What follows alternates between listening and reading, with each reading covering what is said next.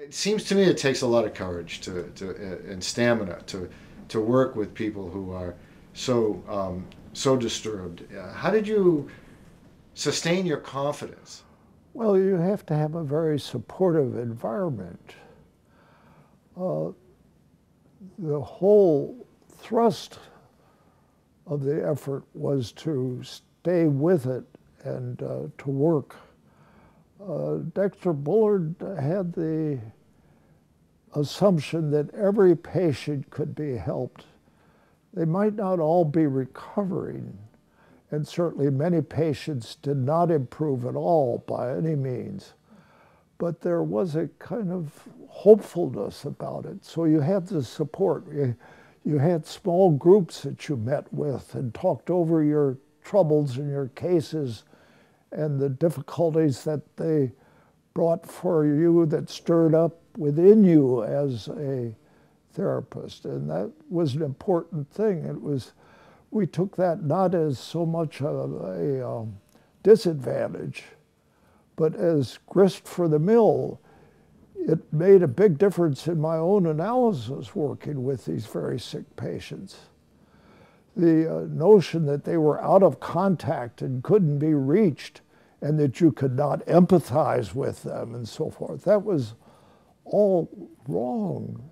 If you spent the time and listened and didn't try to do things to them and for them to change them, but were receptive, it was amazing the amount of empathy that one could have. In fact, sometimes people got so they felt that their patients, that there was nothing wrong with them because they felt so in tune that what the patient was talking about made sense from a standpoint if you could go along with some of their assumptions.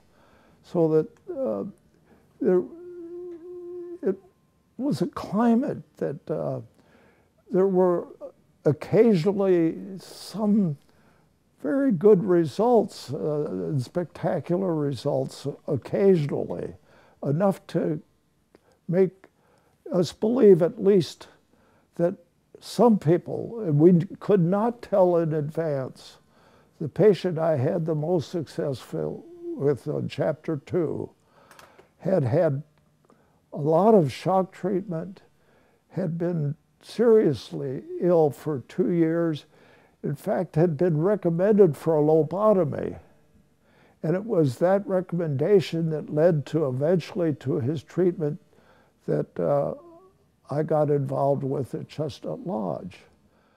Well, first of all, it's not a one-sided situation. The patients at some part of themselves want help.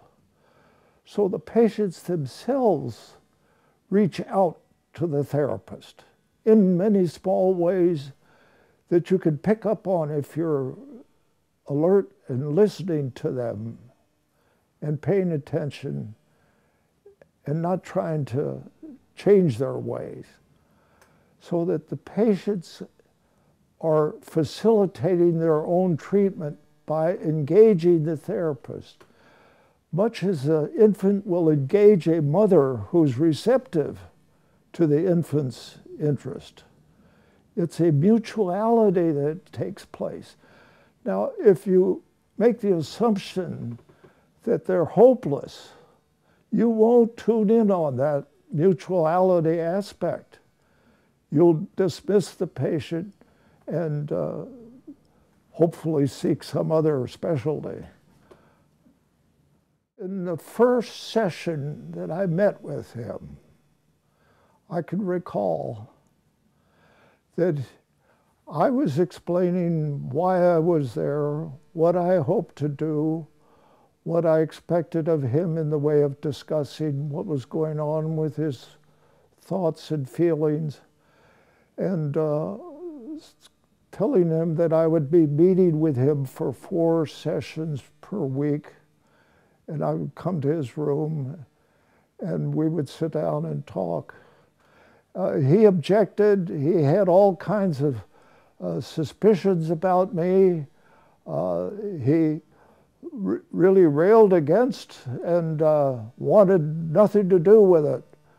But as I was closing the session, he said, "What would the schedule be?" And I wrote about a schedule. There was a start. He invited me back. That's what happened. And there were other things when his family visited and so forth. The first time I talked with his mother and saw how distressed she was about him. And when I went to see him at the next session, I told him that I had talked with his parents. And he said, "What did you think?" And I said, "Well, she certainly was terribly interested in you. And I think maybe at that time you sometimes experienced that as being too intrusive, and that you would maybe prefer that she back off some." And he said, "Well, I didn't know that all of that was going on with you talking with her." And at the end of that session, he shook hands with me, which again was an unusual confirmation that somehow I was on the right track. The exclusion room was set up so that the aides could push him into his room and close the door, and he would be locked out. He'd be locked in it, but we could enter in and out.